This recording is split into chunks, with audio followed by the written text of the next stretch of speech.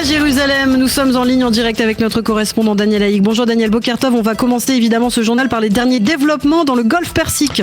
Et oui, effectivement Ilana, les tirs de missiles balistiques iraniens contre le territoire des Émirats Arabes Unis ont fait grimper d'un seul coup la tension. Ces tirs sont intervenus après que les États-Unis aient forcé le blocus iranien dans le détroit d'Ormuz et permis au moins à 2 cargos de se libérer de ce blocus. Et peu après ces tirs, le président américain Donald Trump a durci le ton. Si les Iraniens attaquent nos bateaux, l'Iran sera rayé de la carte, a dit le président. Mais Donald Trump a également dit que le conflit avec l'Iran était bien géré. Il a répété que l'Iran n'avait plus d'armée de l'air, plus de marine. Selon Donald Trump, il ne faut pas que l'Iran soit capable de se doter de l'arme nucléaire. Il l'a dit lors d'une interview sur Fox, mais il a précisé également que les prix du pétrole baisseront dès que la guerre sera terminée. Puis la chaîne CNN a révélé que l'un des missiles tirés hier par l'Iran vers les Émirats Arabes Unis a été intercepté par un système de défense israélien, par le fameux dôme de fer déployé dans le Golfe Persique et dans les Émirats depuis le début de la guerre le 28 février. C'est un scoop, c'est une information que l'on ne connaissait pas. Pas de réaction en tout cas pour l'instant du côté des Émirats. Et puis en Israël, au sein du commandement de la défense passive, on dit être en mode vigilance extrême. Oui, la défense passive israélienne affirme suivre la situation de très près, mais pour l'instant, les consignes énoncées par la défense passive n'ont pas été modifiées. Les Israéliens sont invités à vaquer à leurs occupations normalement. Au sein de Tsahal, on affirme disposer de systèmes de défense aérien et de capacités offensives nécessaires en cas d'attaque iranienne de cibles en Israël. Cependant, la plupart des commentateurs israéliens considèrent que l'Iran n'agressera pas le territoire israélien. Ceci étant, on a remarqué une activité très intense dans la partie de l'aéroport Ben Gurion qui est réservée depuis le début de la guerre aux avions cargo de l'armée américaine. Et puis ce matin, le Premier ministre a demandé, d'ailleurs dès hier soir, l'annulation de son témoignage dans son procès prévu pour aujourd'hui. Oui, Benyamin Netanyahou a avancé comme explication la tenue de consultations sécuritaires et diplomatiques intenses dans un contexte où la guerre pourrait reprendre dans le Golfe Persique. Mais cette demande ne semble pas avoir particulièrement ému les juges de son procès qui ont décidé non pas d'annuler l'audience d'aujourd'hui mais de la raccourcir. Benyamin Netanyahou devra donc comparaître aujourd'hui devant le tribunal de district de Jérusalem de 13h30 à 17h, et ce alors que les risques de reprise du conflit ne cessent d'augmenter aujourd'hui. Et puis au sud Liban, la situation sécuritaire demeure tendue. Oui, hier, 2 soldats israéliens ont été grièvement blessés lors d'un accrochage avec des terroristes du Hezbollah. Il s'agit de 2 combattants de la brigade Golani qui ont été rapidement acheminés vers un hôpital israélien. Les forces israéliennes ont immédiatement réagi et ont éliminé la plupart de ces terroristes. Et puis, selon la chaîne libanaise El Mayadin qui est affiliée au Hezbollah, les frappes israéliennes se sont poursuivies hier au sud Liban, en particulier dans le village de Kfara. Et puis, dans ce dossier libanais, la ministre française de la Défense, Catherine Vautrin, a tenu hier à faire une précision.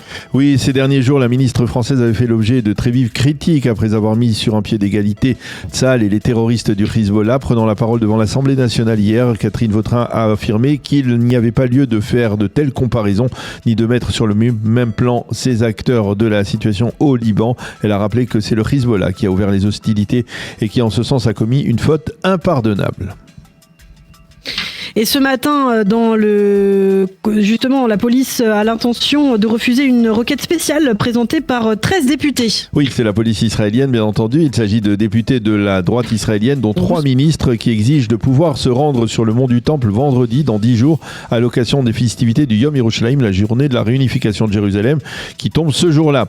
La police a formellement repoussé la demande de ces députés en affirmant qu'il est impossible d'autoriser la visite de juifs sur le mont du Temple le vendredi, alors que se tiennent sur place les prières du vendredi justement dans la mosquée d'El-Aqsa et sur l'esplanade du mont du Temple.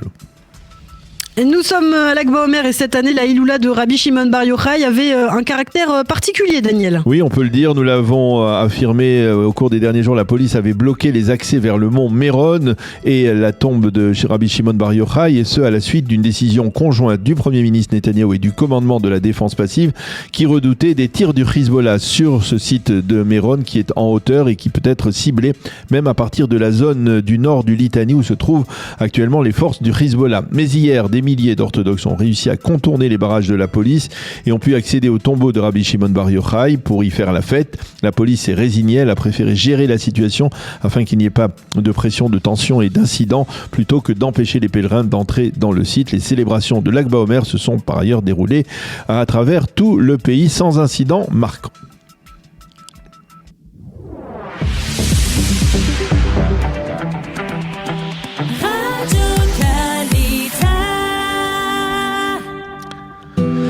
Page météo pour compléter ce premier journal d'information. Le temps sera partiellement nuageux à clair. La perturbation d'hier est derrière nous. Le temps devrait se stabiliser. Les températures sont relativement basses tout de même pour la saison. Il fera 16 degrés aujourd'hui à Jérusalem, 20 à Tel Aviv et sur le littoral, 21 à Beersheva et 24 degrés à Eilat aujourd'hui. Nous avons le plaisir d'être en ligne avec Nissim Slama. Nissim, bonjour, Boker Tov. Bonjour, comment ça va ? Merci, ça va, chez nous ça va très bien. On voudrait avoir votre appréciation d'expert dans deux domaines. En particulier, d'abord, on va commencer par le fait que vous êtes officier de l'armée israélienne avec les derniers développements. Alors, un mot peut-être sur votre une appréciation. Vous avez le sentiment qu'on est en train de revenir vers un nouveau round de confrontation avec les Iraniens ?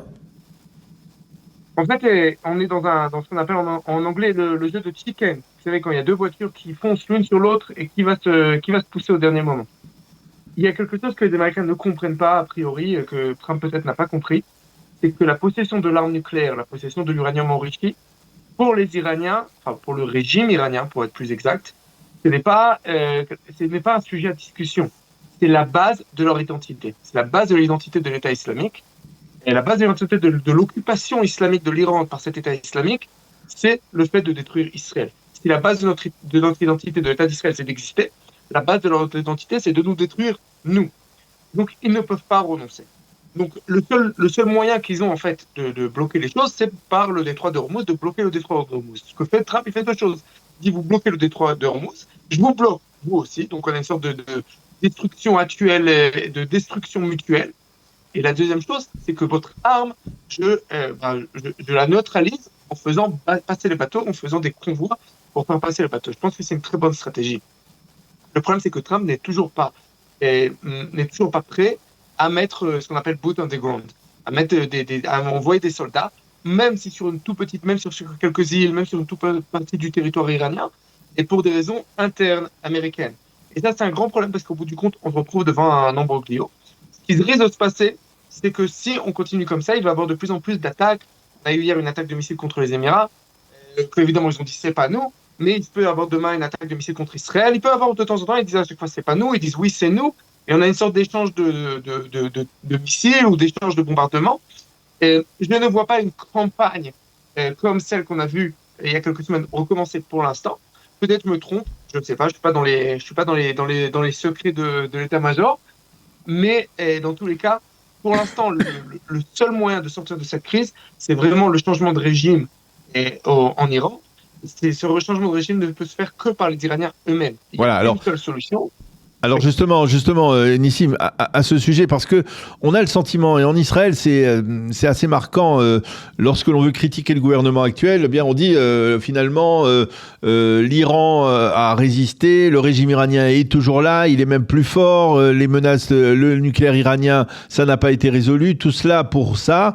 Et je voudrais avoir votre appréciation. Vous avez le sentiment que en fait,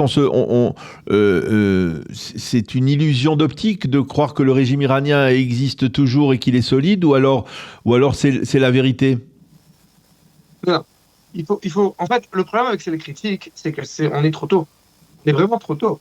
On parle d'une campagne, d'une guerre qui a commencé le 7 octobre contre les tentacules du régime iranien, puis le régime iranien lui-même. On n'a pas fini. On est loin d'avoir fini. Le fin de la guerre, c'est fini par deux. Il y a deux fins de cette guerre. C'est ou la destruction d'Israël, ou à l'extérieur de notre studio ici, dans le studio chez moi, mais on a des bombes atomiques, on n'est plus là, ou la fin du régime iranien tel qu'il existe aujourd'hui, et la fin de l'occupation de l'Iran par l'État islamique. C'est les deux moyens. Tant qu'une de ces deux choses-là ne se peut pas passer, les critiques ou les éloges sont trop tôt. On n'a pas fini, on est en plein moyen, en plein milieu. C'est comme si au milieu de la Seconde Guerre mondiale, on nous disait écoute, l'Allemagne, le régime nazi est toujours encore là.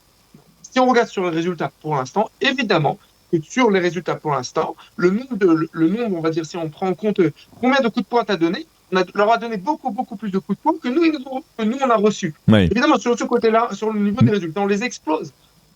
On a une grande réussite. Mais c'est pas la fin. La fin, c'est qui est KO sur le tapis. C'est ça la fin. Donc, Et le la seul fin, moyen de gagner cette guerre, et la fin, il faut absolument qu'il y ait une implication du peuple iranien, qu'il descende dans les rues. Et d'une certaine manière, lorsque l'on écoute certains observateurs qui sont un petit peu plus optimistes à ce niveau-là, mais on dit que finalement, la pression économique, c'est probablement le levier de pression le plus important dont dispose Donald Trump actuellement sur les Iraniens, parce qu'au bout du compte, eh bien, c'est ce qui va faire descendre le peuple dans les rues. je me permets de ne pas être d'accord avec tes analyses. Au bout du compte, les gens, ils préfèrent être pauvres et ne pas avoir beaucoup à manger que se faire tuer par balle dans la rue. Quand le peuple iranien est descendu dans la rue, on a vu le résultat. On parle d'entre 30 et 50 000 morts. Ils ont eu ce qu'on a eu, nous, le 7 octobre. Ils ont eu, pendant ces 2 jours-là, de massacres. On parle vraiment de choses horribles que le régime a fait contre le peuple. Les Iraniens ne descendront pas dans la rue. Ils descendront dans la rue quand Reza Pahlavi leur demandera de descendre dans la rue, comme ils sont descendus dans la rue, parce que Reza Pahlavi leur a demandé de descendre dans la rue. Les Iraniens ont un leader, il s'appelle Reza Pahlavi. Il faut travailler avec Reza Pahlavi. Et la seule manière de battre le régime sur son terrain, c'est avec les armes. Il faut qu'il y ait des armes. C'est-à-dire qu'il faut, comme dans toute occupation, comme l'occupation en France, ou en Yougoslavie, ou dans tous les pays où il y a des occupations, c'est que par une résistance armée. Une résistance armée interne, comme la FFI en France pendant la Seconde Guerre mondiale, et une résistance armée externe, comme la FFL. Il faut à tout prix qu'il y ait une armée iranienne libre, qui soit peut-être armée par les Américains, par Israël, qui peut-être arrive par une sorte de pont que les Américains, avec une petite invasion américaine qui va leur permettre de rentrer en Iran. Mais il faut que ça se passe par le peuple iranien ou par un peuple iranien armé. La seule manière d'arrêter cette guerre, c'est qu'on organise, et c'est peut-être qu'on le fait, je ne sais pas, mais qu'on organise à l'intérieur de l'Iran des mouvements de résistance contre le régime, et à l'extérieur de l'Iran, et ça je vois qu'on ne le fait pas, et c'est une grosse erreur, on devait le faire depuis quelques années, d'organiser une armée iranienne libre qui s'organise à l'extérieur de l'Iran pour pouvoir libérer son pays. Et ça, c'est pas encore le cas en tout cas. Ces choses-là, le problème, c'est qu'à chaque fois, on doit revenir aux bases. Ces choses-là, c'est pas des choses qu'on sait d'aujourd'hui. Toute occupation, tout régime d'occupation et tout régime qui a été détesté par les gens qui sont sur place n'est fait tomber que par ces moyens-là. Oui. C'est de la même manière qu'à Gaza, c'est ou nous, avec un gouvernorat et militaire, ou le Hamas. Il n'y a pas d'autre solution. C'est des choses qu'on revient à chaque fois sur les bases. Ça fait des siècles et des siècles que les gens font la guerre et savent comment faire les guerres. Et toujours, on veut réinventer la route et réinventer des nouvelles solutions qui ne sont pas possibles. Un régime d'occupation ne tombe que par les armes d'une résistance interne et par les armes d'une résistance externe. C'est la même chose pour la France de Vichy et la France est occupée par les Allemands. C'est la même chose pour la Pologne. Le gouvernement général de Pologne que les Allemands occupaient, c'est la même chose pour la Yougoslavie occupée par les Italiens puis par les Allemands. La même chose, c'est partout la même chose. Si on veut libérer un régime qui est prêt à tuer des milliers et des milliers et des milliers et des centaines de milliers de son propre peuple, il n'y a que le peuple qui peut le faire, et ce peuple ne peut le faire que par les armes, et donc il faut être pris les armées. Tant que les Américains et qu'Israël ne comprennent pas ça, on n'aura pas fini cette guerre. Alors, un mot sur le sud Liban. Les forces israéliennes, vous pouvez très bien imaginer cette situation parce qu'elle ressemble à celle de la bande de Gaza. Les forces israéliennes sont dans cette zone de sécurité, mais on a le sentiment que le travail n'est pas tout à fait terminé, que finalement le Hezbollah, il est de l'autre côté du Litani, et on ne voit pas comment on peut terminer le travail et désarmer le Hezbollah, comme on ne voit pas aussi comment on peut désarmer le Hamas qui semble reprendre du poil de la bête dans la bande de Gaza. Vous avez une proposition à faire aux dirigeants de l'armée ? Ok. D'abord, il faut faire la différence entre Gaza et le Liban. Le Liban, c'est beaucoup plus compliqué que Gaza parce que le Hamas dans Gaza n'a pas accès à des arrières qui peuvent, avec un arrière logistique.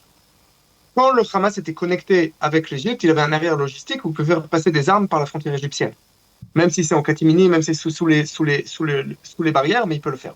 Contrairement au Hezbollah qui a un arrière. Qui peut faire passer des armes, qui a une manière. Au bout du compte, pour l'instant, on est bloqué à cause des affaires de Trump, du cessez-le-feu, etc. Mais ça va reprendre. Pour moi, le grand problème, pour l'instant, c'est pas tellement le fait d'être bloqué sur une ligne. Si aujourd'hui on est bloqué, demain on aura une reprise des combats. C'est au bout du compte, ça fait partie de la chose, ça fait partie du calendrier politique international, c'est des choses qu'on doit prendre en compte. Ce qui me dérange le plus dans cette histoire, c'est un problème tactique. C'est un problème tactique qui n'est pas une menace existentielle pour Israël, pas du tout. C'est pas du tout une menace existentielle pour Israël, mais d'un côté, ça tue les soldats, c'est les FPV, les drones. Ça fait 4 ans que la guerre en Ukraine a commencé. 3 ans que la guerre du 7 octobre a commencé. l'armée n'a toujours pas pris en compte les FPV. FPV, c'est-à-dire des drones qui sont commandés par une caméra où la personne voit ce que le drone voit. Okay. Et on a des soldats qui sont tués.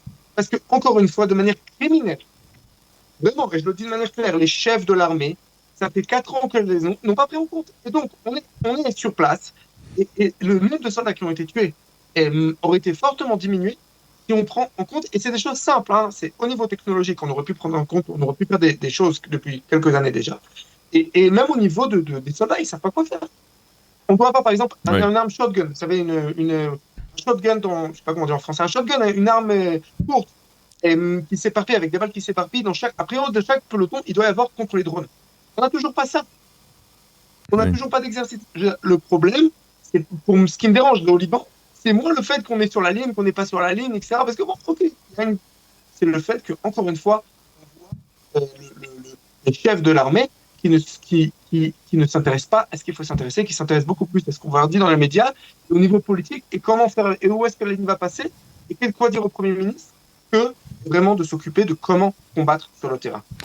Alors, tout cela nous donne, on fait effectivement une très bonne appréciation de vos capacités, y compris sur le plan sécuritaire. Mais je voudrais revenir avec vous sur le monde de la politique, dont on parle beaucoup ces derniers temps.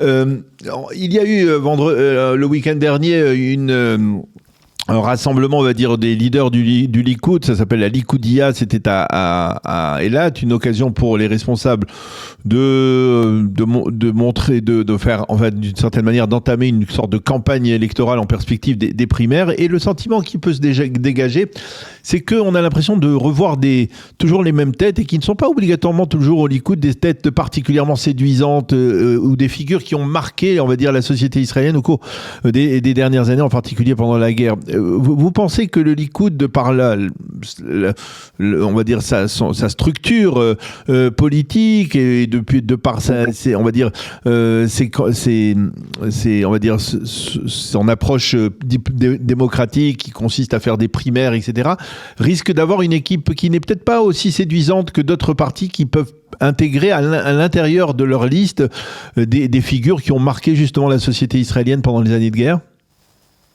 Regarde, je vais faire 2 remarques. La première remarque, c'est qu'il ne faut pas oublier que la Likoudia, c'est un événement privé. C'est des promoteurs privés qui organisent ça pour les gens du Likoud. Okay, ce n'est pas un événement officiel du parti, c'est un événement privé. Donc, au bout du compte, il faut prendre en compte que les gens viennent pour s'amuser à Eilat. Ça veut pas dire, c'est pas obligatoirement une traduction de ce qui va se passer aux primaires. Ça, c'est la première chose. Et très important à comprendre. Moi, je ne suis pas du tout allé à Likoudia, ça ne m'intéresse pas du tout. Et il y a énormément de gens au Likoud qui ne les intéressent pas du tout. Et au bout du compte, ce n'est pas une vraie traduction de ce qui se passe. La deuxième chose, c'est que la démocratie, de manière, par sa propre existence, ce qu'elle fait, c'est qu'elle amène au pouvoir des gens qui ne sont pas les meilleurs et qui font beaucoup de bruit, etc. Et ça se passe partout. L'idée de la démocratie, c'est que les gens peuvent venir après et virer ces gens-là. Et on l'a vu plusieurs fois et à chaque fois, on a vu comment le Likoud fait rentrer des gens à la Knesset parce que les membres du Likoud pensaient que c'était des gens bien et qu'ils étaient bons pour la Knesset. Et au bout du compte, ils sont virés aux prochaines primaires. Dans une primaire, ils passent, la primaire d'après, ils passent et à chaque fois, ils font une seule Knesset. Donc, si je regarde au niveau des personnes et au niveau de la qualité humaine des gens, je me retrouve, un peu moins à cause de l'armée, mais moi, j'étais assez à la Knesset, j'étais assez dans les commissions de la Knesset. Et je peux vous assurer que malgré la presse qui ne va montrer que les problèmes du Likoud, il va montrer que, voilà, il y a un gars du Likoud qui dit comme ça, et voilà, ils vont chercher. Vous savez, dans les événements du Likoud, à chaque fois, je me rappelle la presse qui venait, qui cherchait le gars le plus bizarre et le plus débile, et celui qui va dire des bêtises et qui a l'air le plus dingue. Mais il y a les dingues, ils sont aussi dans tous les partis. Et je vais vous dire même plus, les membres de la Knesset dingues, ils sont dans tous les partis. Moi, j'ai vu des membres de la Knesset, de ce qui est aujourd'hui l'opposition, monter sur les tables, crier et frapper et faire des choses qui sont impensables dans la Knesset. Et ça passe comme si de rien n'était. Par contre, quand un membre du Likoud fait après un tout petit peu de ces genres de choses-là, tout le monde en parle. Donc, je ne suis pas en train de dire que les gens de Likoud sont parfaits. Il y a des imbéciles, il y a des membres de la Knesset que je connais personnellement et que je ne pense pas que ce soit les lumières. Taillés, on va dire comme ça, des grandes lumières. Et il y a des membres de la Knesset du Likoud que je considère comme des gens très intelligents, très importants, qui font des choses bien, que j'apprécie énormément. Mais la même chose dans l'opposition. Même chose avec les gens que je ne connais pas. Mm-hmm. Au niveau de la qualité humaine. les membres de l'opposition ne sont pas meilleurs que ceux du Likoud, ça c'est la première chose. C'est juste qu'on met moins le point sur eux. Et la deuxième chose, c'est qu'au bout du compte, quelqu'un qui a fait des choses très importantes dans la société israélienne, et que c'est pas ça qu'on doit prendre en compte pour voter pour la Knesset. Et ça, c'est un grand problème.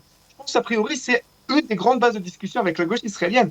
Est-ce que je dois voter pour quelqu'un qui est bien, ou je dois voter pour quelqu'un qui va faire bien? Le fait que quelqu'un ne soit pas bien, que ce soit quelqu'un qui est une mauvaise personne chez lui, moi, je m'en fiche. Ce qui m'intéresse, c'est quelle politique il va mener. Est-ce qu'il va mener une bonne politique? À mon opinion, c'est subjectif. C'est totalement subjectif. Il n'y a pas de bonne politique de manière objective. La bonne politique, c'est subjectif par rapport à ce que tu penses. Ce qui m'intéresse, c'est de voter pour quelqu'un qui va faire une bonne politique. Pas pour quelqu'un qui est quelqu'un de bien ou de mauvais. Donc, quand par exemple, on dit, tu sais quoi, Bibi, c'est une mauvaise personne. Mais je m'en fiche que ça soit une bonne ou une mauvaise personne. Ce qui m'intéresse, quand il fait une bonne politique, je suis avec lui. Quand il fait une mauvaise politique, je suis avec lui. Quand il fait une bonne politique par rapport à l'Iran, je suis avec lui. Quand il fait une mauvaise politique, par exemple, en relation avec la Russie, donc j'ai énormément de critiques contre lui, c'est une mauvaise politique. C'est pas intéressant pour moi pour savoir si c'est quelqu'un de bien ou quelqu'un de mauvais. Donc les gens bien de la société israélienne, évidemment, c'est pas important qu'ils soient à la Knesset. Ce qui est important qu'ils soient à la Knesset, c'est que ce soit des gens qui fassent une bonne politique. On le comprend bien, c'est pas toujours facile en tout cas. On aura l'occasion de se reparler au cours des prochains mois jusqu'aux élections. On aura certainement beaucoup de commentaires à faire aux divers développements qui interviendront dans l'échiquier politique israélien. Merci beaucoup Nissim Slama d'avoir répondu à nos questions ce matin. Bonne continuation, à bientôt et bonne fête puisque c'est l'Akba Omer. Merci, bonne fête, merci de m'avoir reçu. Qui sauve une vie, sauve un monde. C'est une phrase que l'on connaît, presque une formule, mais l'histoire que je vais vous raconter va lui redonner tout son poids. Cette histoire, c'est celle de deux médecins, appartenant à deux générations, deux destins qui sont liés par un même fil invisible. Le professeur Avi Rifkind est né en 1949, en Israël. Son père est un rescapé de la Shoah. Il a vu sa famille assassinée sous ses yeux par les nazis.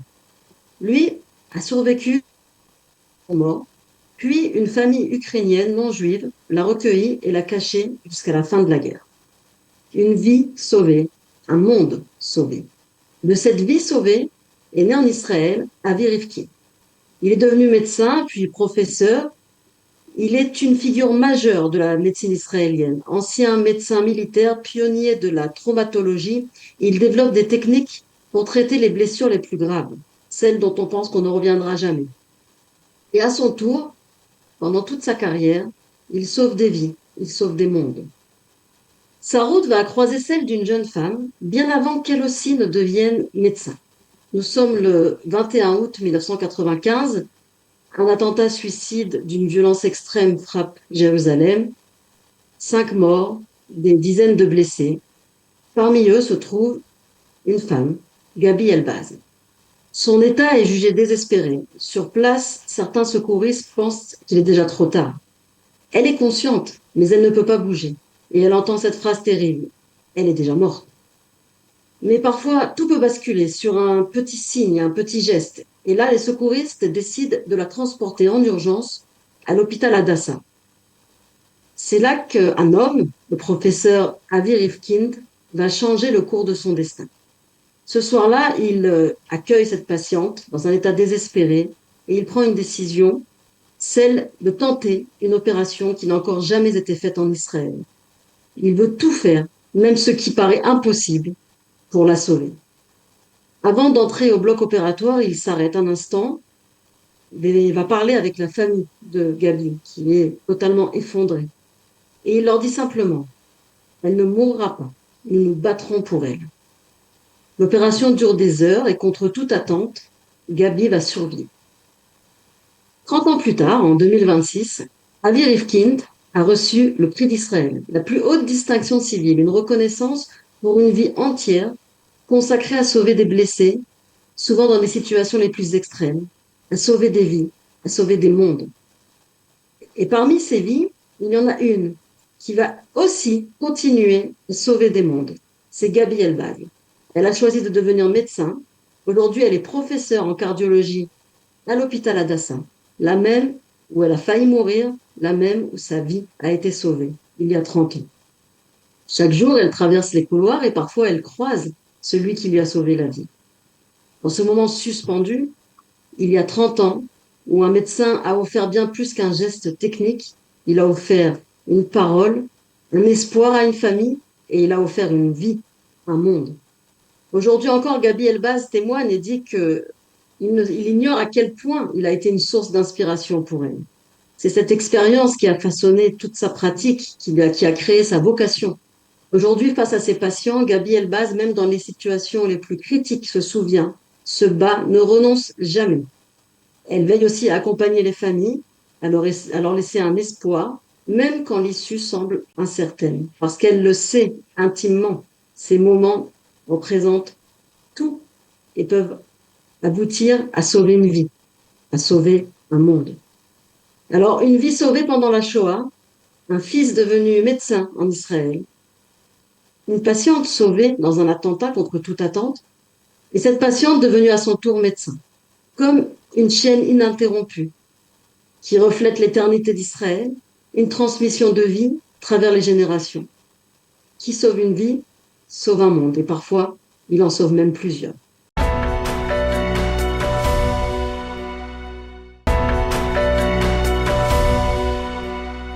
À Jérusalem, nous retrouvons notre correspondant Daniel Haïk. Daniel, les manchettes des quotidiens israéliens et des sites d'information ce matin sont le reflet de l'escalade de la violence provoquée hier par le régime iranien. Oui, effectivement, l'Iran joue avec le feu, titre ce matin en manchette le Yediot Aharonot, qui mentionne en surtitre l'attaque de missiles iraniens contre des cibles dans les Émirats Arabes Unis et à Oman. Des missiles tirés peu après que le président américain ait annoncé la réouverture du détroit d'Ormuz. Le Israël Hayom, lui aussi, titre en manchette ce matin, on parle avec le feu dans le golfe Persique, et les deux grands quotidiens israéliens mentionnent Donald Trump qui a prononcé hier un discours très menaçant. Si l'Iran s'en prend à nos bateaux, elle sera rayée de la surface de la Terre.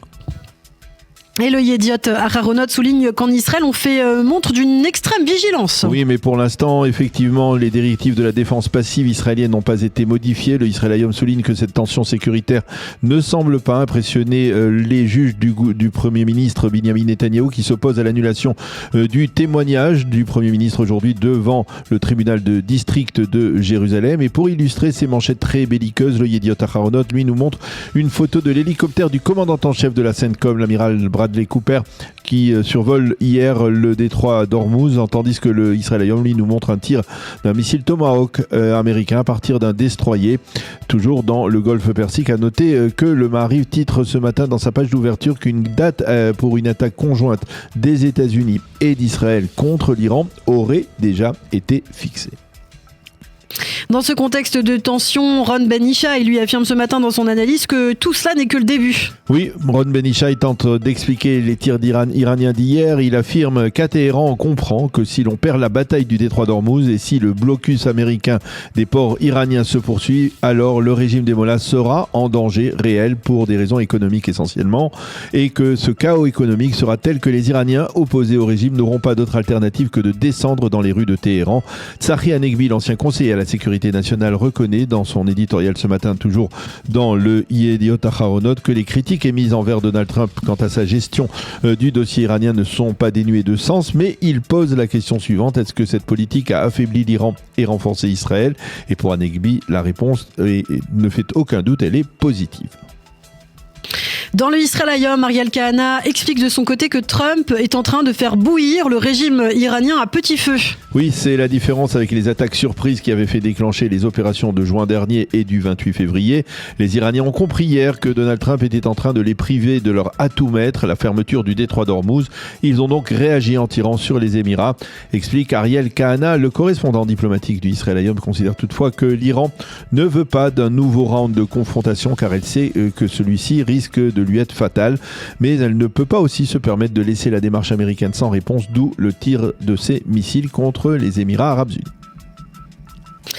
C'est Madar Perry explique dans le Yediot Aharonot que les Américains commencent à perdre patience face à l'attitude du gouvernement libanais. Oui, l'administration Trump n'apprécie pas du tout le comportement réfractaire du président libanais Joseph Aoun qui se refuse à rencontrer Binyamin Netanyahou à la Maison-Blanche comme l'avait annoncé solennellement le président américain Donald Trump il y a plus de 3 semaines.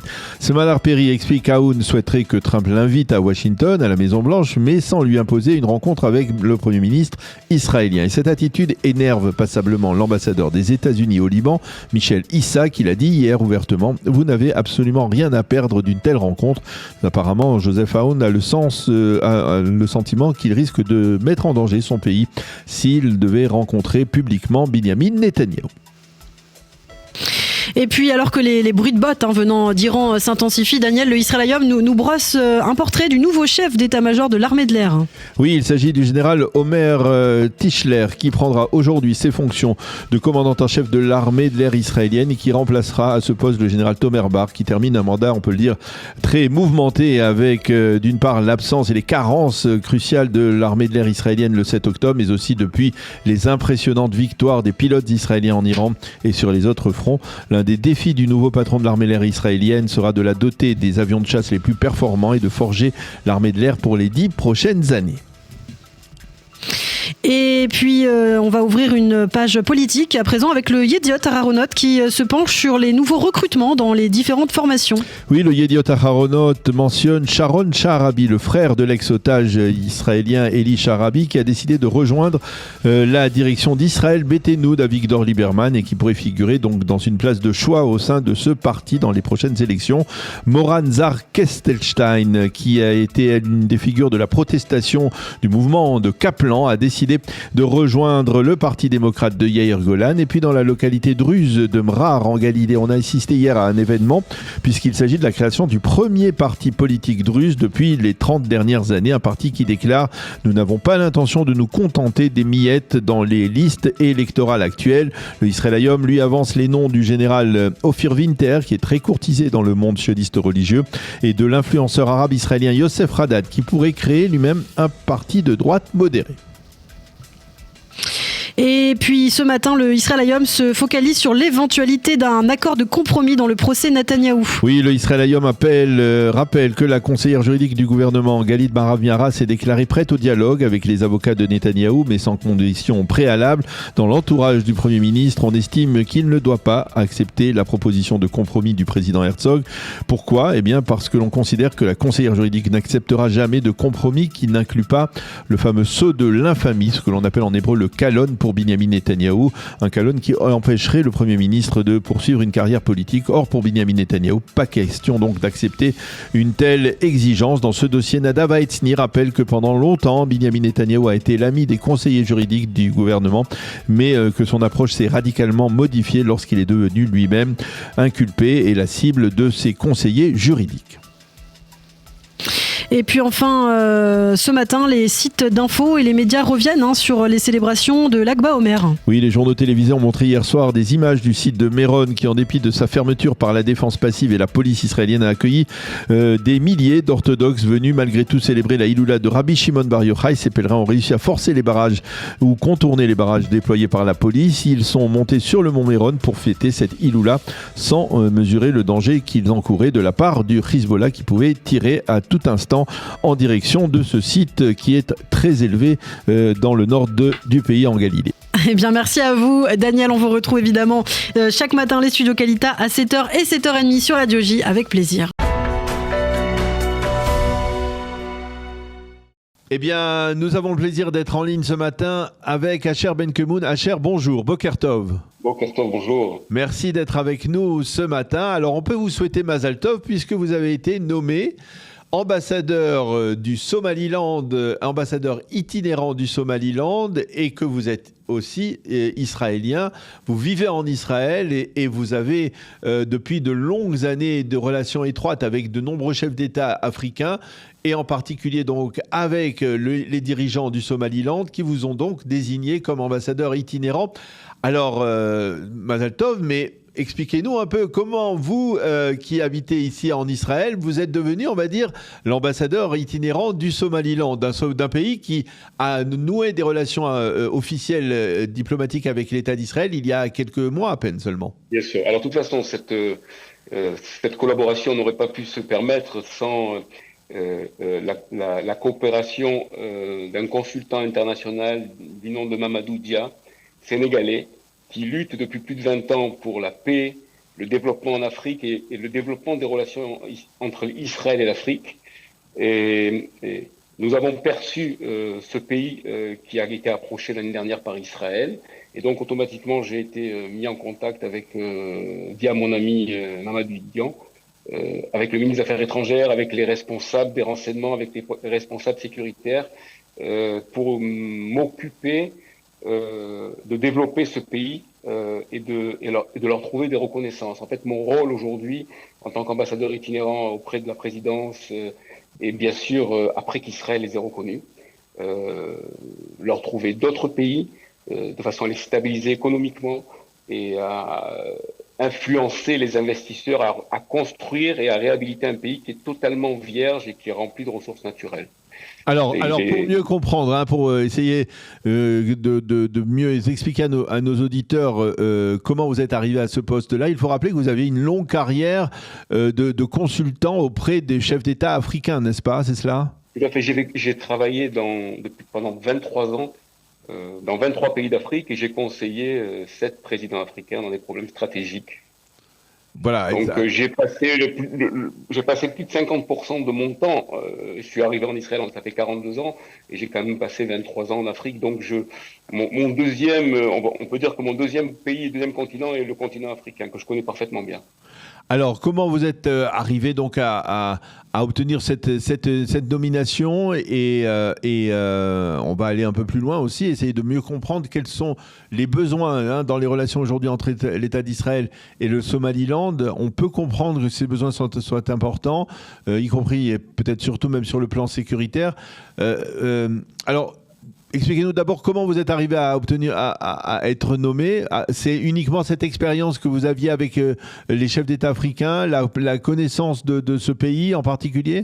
Vous savez, c'est déjà une expérience africaine, une expérience sécuritaire africaine, une bonne réputation et un excellent nom laissé en Afrique via notre méthodologie, qui m'a permis donc d'arriver chez les dirigeants de Somaliland. Et bien sûr, le fait que le Premier ministre Netanyahou ait reconnu la Somaliland le 23 décembre pour des intérêts stratégiques, ça leur a permis, si vous voulez, de comprendre que il fallait qu'il y ait quelqu'un qui ait une double casquette, qui connaît à la fois la mentalité israélienne, la méthodologie israélienne, qui connaît à la fois parfaitement l'Afrique, pour pouvoir les aider à jaillir sur la scène internationale, comme l'a dit tout justement le ministre des Affaires étrangères, qui est un homme très éveillé.